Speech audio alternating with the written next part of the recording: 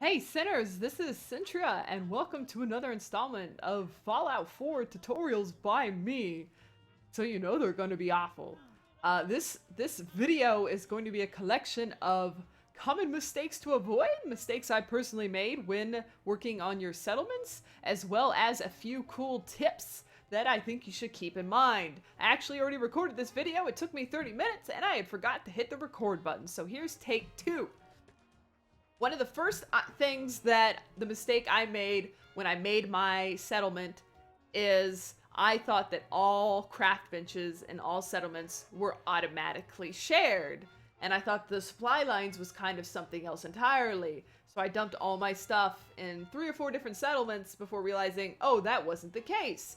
And then I got the perk that I needed and I set up, speaking of perks, so when you set up settlements, you can store your items in those settlements, but they stay in that specific settlement. Under level up here, as long as you have 6 charisma, if we scroll down to the 6th floor, you can get the local leader perk. That's necessary to establish supply lines between your workshop settlements. Another common mistake stemming from this. I thought that once you had the supply line set up, once I realized that was necessary, that it would share all items. It does not. It only shares junk items and raw resource items, as well as certain items like water and food resources, even though you don't see a numerical shared value or an item in your inventory concerning those. That's something I could go into more depth about if you ask below, but that could take a while to explain. So now you have the supply lines set up. Supply lines were set up. I saw that all my resources and junk was being shared. Literally junk items, not junk as in all my items. And I'm like, okay, so I hit all these different craft benches in all my different settlements, which I have several, which let me show you real quick. Under maps, zoom out, and it will be easier when I show you the supply lines, so you can see all my settlements, and that's not even all of them. Ooh, where was I? Ooh, I got thrown off. I thought they would all be shared, and I put stuff everywhere, but no. Aid, apparel, and weapons are not shared between the settlements. And so I had like 2 legs of power armor I had pulled off an enemy somewhere, and then I had a part of the set somewhere else, and somewhere else, and somewhere else. And then I had to spend a long time going to every settlement with nothing in my inventory, taking everything, and then bringing it all to a centralized settlement. When you start out, you probably want to use Sanctuary or the Red Rocket as the main place you dump all your stuff. Dump everything into one place. Personally, I made the castle my primary settlement once I got to it. But then you're easier to move everything over because everything's in the same place. So keep all of that in mind. Speaking of, let's go over here to the castle. Let's come out here to the workbench. So cover those. I actually do have a list. So now we've talked about supply lines. Our next little topic is going to be settlement size. Now, a lot of people think the settlement size is based on the actual physical size of the settlement, and they think settlement size also means the amount of people in your settlement. Neither of those are true. Let's actually go to our work area here. Now, if you notice, my size bar is yellow. It is nearly full. I have 16 people. These would seem to correlate. They do not. Your people is determined by a base of 10 plus the amount of charisma you have. I have 6 charisma, so I have a max of 16 people per settlement. Now, size. I thought size meant the amount of people you could have. That is not the case. Size is the amount of shit your settlement can have. Physical shit you can build. So before you get the idea you're going to build the Death Star above your castle, think again. You can have a limited amount of resources. Let me show you how I max it out, just to give you a little demo. Let's go to this big prefab because it takes a lot of space. And I noticed this when I started putting a lot of walls and defenses. I noticed it going really high. So let's pop. Okay, pop it like it's hot. Pop this down. Now I gotta make something smaller. Pop this down. Eventually. I'm not saving on this file, by the way. Boom. Boom. We're almost to the max. I know, it's not a very good example. These are taking a really long time to fill up the space. But we're getting there. We're getting there. And over here, over here, over here. There you go. Nothing more can be built. That took a lot longer than usual. I built 3 of these houses. 3 of these houses and 1 of these out there, and it filled it up. So littler items take up less space. I assume that's something on their part to avoid glitching. Just like when they max the amount of wanderers or explorers you could have when you were playing Fallout Shelter on the phone to, I think it was 20, it was 10, and then they bumped it to 25. And there's a lot of people that sent out everybody wandering. Anyways, that is a tangent. I have one more thing to discuss, and that is the proper breakdown of items for usable resources. Now, you store junk items in your workbench. Every time you come to your settlement, or when your inventory starts to get full, you're going to want to come up to your workbench, you're going to hit transfer, and you're going to hit T to store all your junk. Now, all my junk was stored. Huzzah! All settlements have access to that junk and the resources they provide. However, here is the edge, not the double-edged sword. That was convenient. However, if I attempt to make an item, let's go to transfer and find a junk item to examine. Let's find something that would be... That is aid. Items, not junk. Junk, please. Oh my goodness. Junk. Here we go. Something that will break down into multiple things. Anyways, this right here has plastic, clothes, and asbestos. I want something that has more valuable items in it to scare you a little more. We'll go with the glorious desk fan. So I'm gonna hit the inspect button. So our glorious desk fan, it breaks down into 2 gears, 2 screws, and 2 steels. The gears and screws are fairly valuable, and you can run out of them very quickly when you start crafting gun parts and mods. Now, let's say I try to build a water pump, and the water pump requires some concrete, requires some steel. And let's say I have no steel, raw steel resource available. Your crafting bench will automatically break down an item to give you that resource. So in this case, let's say it broke down this fan to take that 2 steel to finish what I was trying to build. You lose the 2 screws and the 2 gears. You lose any unused resources that are drawn from that part to give you the resources you're requesting. That, even though it doesn't sound like such a big deal, is a massively big deal if it starts to break down highly valuable components. You could lose your copper, your circuitry, your fuses, other things that are super valuable that I can't think of off the top of my head. A lot of these items are super important. If you end up using all your acid from, let's go up, boom, boom, boom.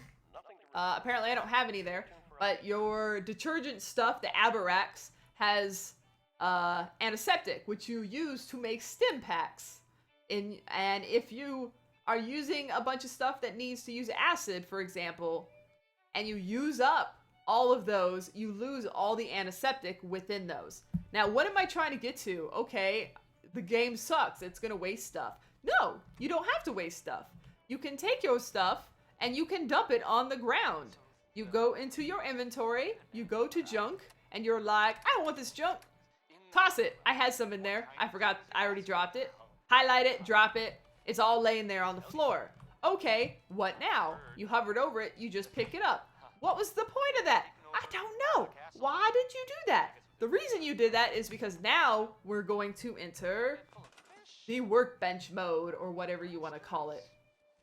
And now, monster fish, we are going to highlight an item and we can scrap it. And when we scrap this item, it's going to automatically break it down to the max amount of components it can use. This is speaking just of junk, not of apparel and weapons, which requires a perk to get all of its possible components. You hit enter and I scrap it. So this guy's going to have a couple different things. Cork, plastic, and screw. Now I can scrap it, rather than if I built something that required 1 screw. Let's say I built a gun mod. you would have lost the 2 cork and the 2 plastic if it had to use that item to break down to get that screw because you didn't have any raw broken down screws already available. So let's pop this down. But yeah, what was I gonna tell you over here? It was gonna be something cool about that. I don't remember what point I was gonna get to. Oh, when you're talking about breaking guns down, I would recommend not breaking guns down until you get the extra scrapping perk. I forget what it is actually called off the top of my head, so let's have a look. The perk I am speaking of is Scrapper. You can salvage uncommon components like screws, aluminum, and copper. Copper, if you do anything with power or you set up any kind of complicated power grids, you are going to run out of copper all damn time. All of that copper, you're never going to have enough. You think you do, but you never do. That's the experience I've been having. And screws also are extremely valuable. When you start modding a lot of guns, you're going to run out of screws a lot. Adhesive and duct tape and those things as well. And on the next rank of this perk, when you salvage rare components like circuitry, nuclear material, and fiber optics, you can get those rare components from weapons and armor. So if I scrapped a gun that had nuclear sights on it, before having this perk, I would lose that nuclear material. If I had a science gun and I scrapped it, all I probably would get is steel. I wouldn't get the circuitry or the fiber optics that were within that pistol or gun. And you're going to want all this stuff later down the line if you decide to do a whole lot with your settlements. So keep that in mind. And personally, I'm keeping all my armor and weapons and stockpiling them until I get this perk later in the game so I can break them down and go crazy making mods because I'll have all the things I need. The one last tip I'm going to tell you about, and there's a lot of people that have learned this the hard way. I am standing in front of what that tip's about. Your power armor. Your power armor can be stolen by raiders. Raiders can come in if they decide to come in and fight your people, and they can take your armor. They will get in and they will walk away. This is serious. This happens. This is not something you should play around with. In order to avoid that, you want to make a locked door, put it behind a locked door, or store your armor somewhere like down here, which is an area that NPCs don't go in and out of because it's a separate zone and it's not actually part of a settlement. Again, or you just want to secure it behind a door, a lock, or some other method, and that will keep it from being stolen. I think that's about all I wanted to talk to you guys about. Unless you wanted to talk about making stim packs. Oh, I had one more item. One more thing. If any of you guys have been awesome enough to not close the window, you're going to get a secret, hidden, special, what's it called? Stinger tip. That's the thing at the end of Marble shows. Now, we're going to go to my chemistry set. Oh my goodness. Where is it? Oh, it's over here. Huff it, huff it, huff it. So I'm gonna show you how to mark items. Let's say you're having trouble finding a certain item. Let's go to craft on here. I'm gonna go to healing. Now antiseptic is broken down from those cleaner kits, Aberox. But let's go to something I don't have a material for. Let's say I really want to make some berry Mentos or Mentos or whatever that is. I just really am craving some berry flavored drugs. I don't have any tar berries. Oh, isn't that a darn shame? Do you want to go on a wiki and look at what they look like and look up a map, figure out where they're at? Or do you just want to know when to pick those up? In order to do that, you're going to hit the T tag and it's going to automatically mark the missing item. And when you go see that item out in the wasteland, you will see your little magnifying glass next to it. And that'll let you know, oh, that item.